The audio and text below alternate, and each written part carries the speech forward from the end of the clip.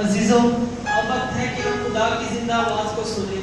کلام کے لیے میں دعوت دوں گا کہ جیسس جورپ لائبریری منسٹری کے founder and chairman reverend senior pastor Nadeem Israel کو کہ وہ آئیں اور خدا کا زندہ کلام ہم سب کے ساتھ شیئر کریں۔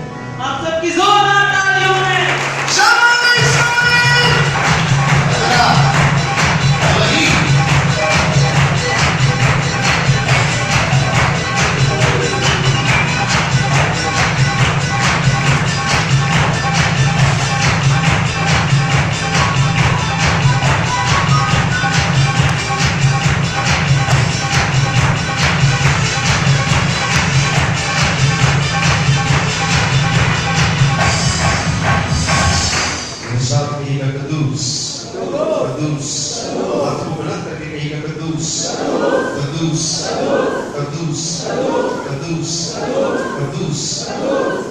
प्रकाशों की किताब उसका 14वां बाब और उसकी 6वीं और 7वीं आयत देखेंगे।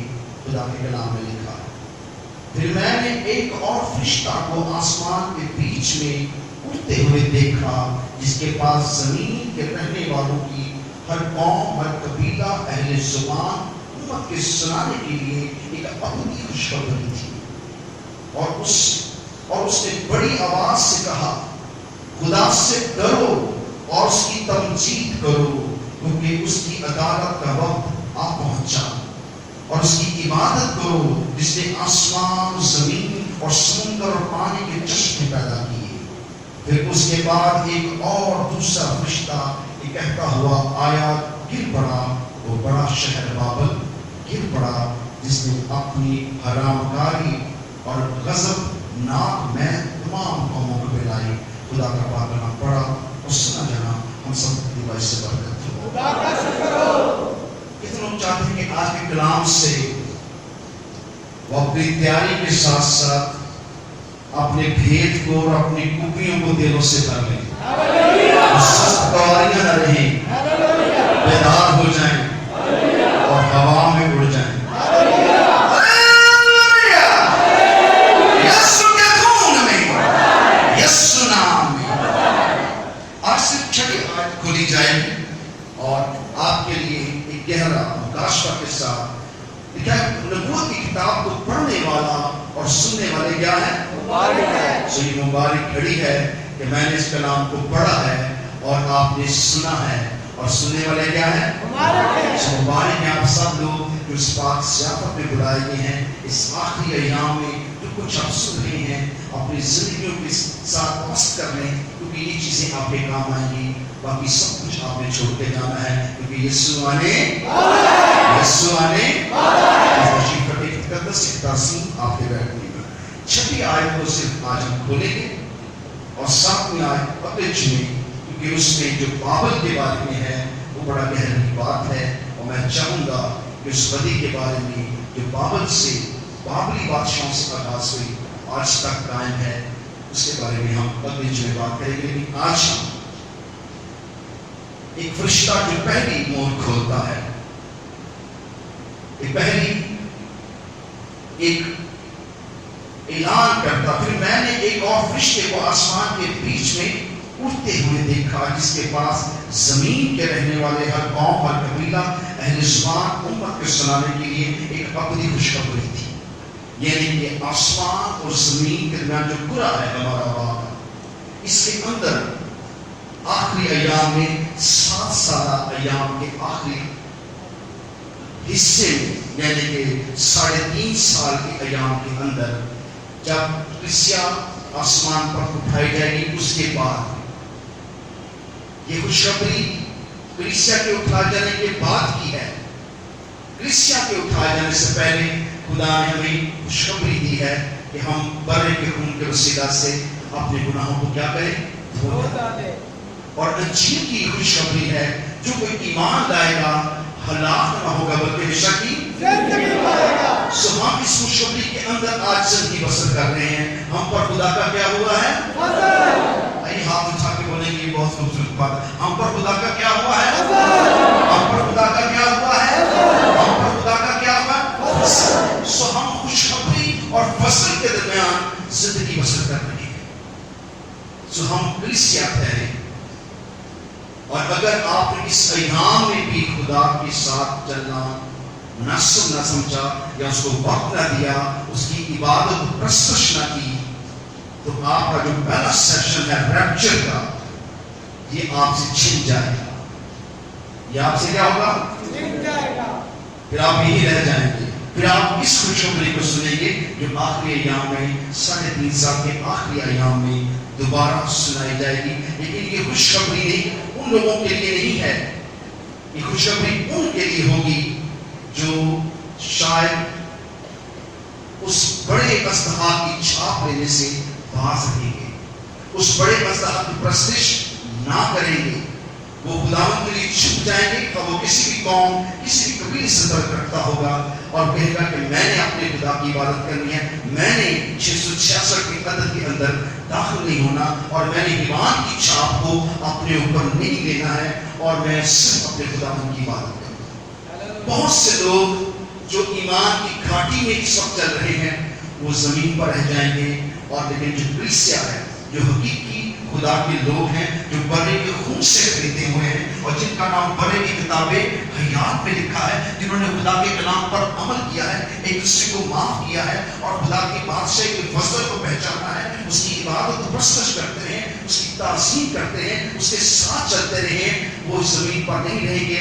एक इलाही मंसूबे के मुताबिक खुदा यीशु मसीह एक इलाही मंसूबे के साथ, एक गैबी कुव्वत के साथ, एक छुपी ताकत के साथ वो इस सैऊन पर उतरेंगे और यूं कलीसिया उठा ली जाएगी।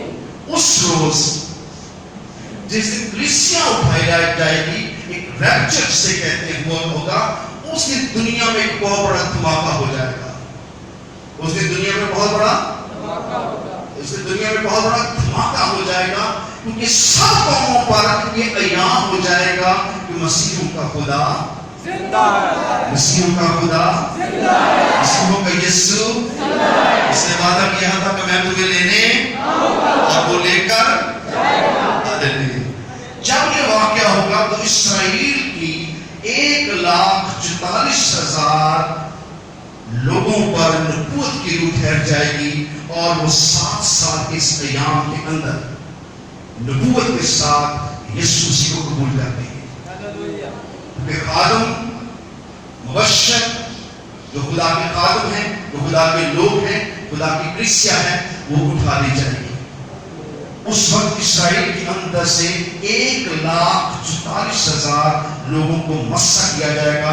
इसकी बाबत मैंने पिछले जुमे आपको बताया था कि वो बेऐब हैं, वो गवारे हैं, वो झूठ नहीं बोलते, वो पाक साफ हैं, वो नबूवत की रूह रखेंगे, खुदावन का पाक रूह उन पर ठहरेगा, और वो 7 साल तक यीशु की 1000 साल बादशाही के अंदर तक वो दाखिल होंगे, और वो जिंदा रहेंगे। उन पर मौत कोई असर ना करेगी, और वो कौमों में यीशु की क्या करेंगे? तब्दीली करेंगे। मैंने ये पिछले जुमे आपको बताया था कि इस तरह से 1,44,000 जिसका मुकाशवा में जिक्र है कि बनी इस्राएल में से लोग चुने जाएंगे, और वो लोग खुदा की नबूवत के साथ खुदा की तमजीद करते रहेंगे, और खुदावंद यीशु के असली यानी कि ज़ाहिरी आमद-ए-सानी के बारे में पेशन गोई करेंगे। हम छुपी हुई आमद-ए-सानी की मुंतज़र हैं, जिसका वादा यीशु ने कहा है कि हवा के गुरे में यीशु आएंगे और अपनी कलीसिया को उठाकर ले जाएंगे। उस दिन कौमों के अंदर एक बड़ा तूफान बर्पा होगा। वो कहते हैं दूध का दूध और पानी का पानी हो जाएगा। वो बातें खुल जाएंगी और सब लोग आसमान पर देखेंगे, आसमान पर देखेंगे कि वाकई ही वो हस्ती जलाल है जो इस बुत प्रस्त अस्तहा से लोगों को चुरा कर ले गया है।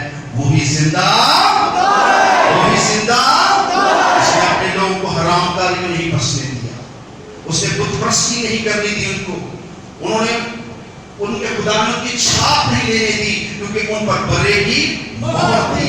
और बरा कौन है? बरा कौन है? बरा कौन है? बरा कौन है? तो लगता है उन पर बरे की छाप है।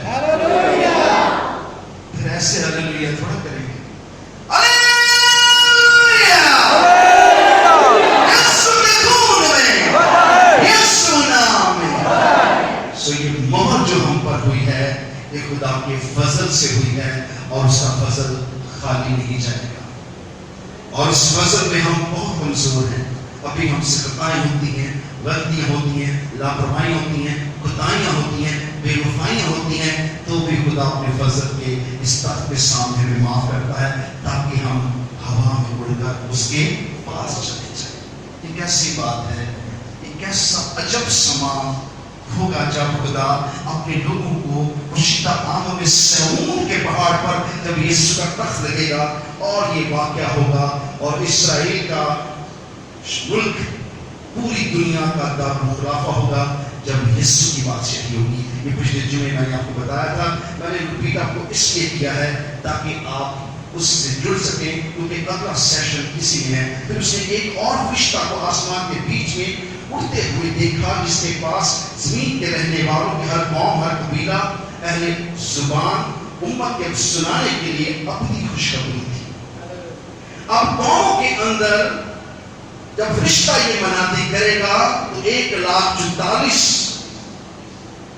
مبشروں خاتموں پر جو اسرائیل میں سے خدا برپا کرے گا, خدا کا روح ان پر ٹھہر جائے گا اور وہ آخری ایام میں اعلان کریں گے, وہ آخری ایام میں خدا کی نبوت کے ساتھ, مسح کے ساتھ شور ڈال دیں گے کہ اس کا وقت آ پہنچا ہے. اس کی کیا کرو, عبادت اور پرستش کرو. اور کن کو کہیں گے, ان قوموں کو, ہر قوم, ہر قبیلہ, اہل زبان, امت کے سامنے سنائیں گے خدا کا کلام اور کہیں گے ابھی بھی تمہیں یقین نہیں ہے. یہ سب نے کلیسیا کو اٹھا کر لے گیا. اب تم کس کی عبادت کرنا چاہتے ہیں, اب تم کس کے منتظر ہو, اب تم کس کو خدا مانتے ہو؟ دیکھو وہ خدا تھا, وہ یسوع خدا کا بیٹا تھا جس نے وعدہ کیا تھا کہ وہ اپنے لوگوں پر ہوا میں اڑا کر لے جائے گا. اور اب یہ واقعہ تم نے اپنی آنکھوں سے دیکھا ہے اور یہ ہو چکا ہے اور آخری زمانہ میں ہوا ہے. اور آج لاکھوں, کروڑوں, اربوں لوگ غائب ہو چکے ہیں کیونکہ یسوع ان کو